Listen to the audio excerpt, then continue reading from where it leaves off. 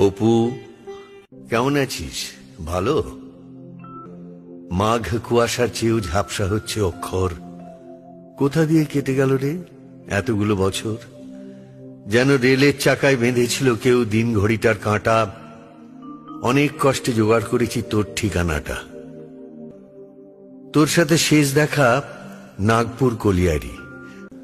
তোর সাথে প্রায় ৩০ বছর পরে তো যোগাযোগ। তুই বলবি আমার দোষ, রাখিসনি কেন যোগাযোগ?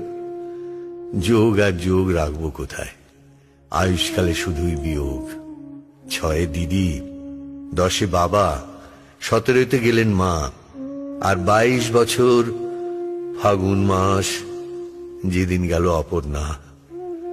আর শুধু ওরাই নাকি, কয়লার ট্রেন, দুঃখ পুকুর, গরুর গাড়িটাও ছেড়ে দিয়েছে কাশ ফুলে ঢাকা নিশ্চিন্দিপুর। অপু, তোর তেতলা জানলা থেকে গ্রামের রাতটা দেখা যায়। মা, অপর্ণা মুছে গেল ওদের মুখের টুকিটাকি। বলেই ফেলল অপর্ণার ছবি। হাঁ করে দেখছো আমি নতুন নাকি? মনে পড়ে সেই খুলনা যাওয়া, পদ্মা নদী, ছবির সেট।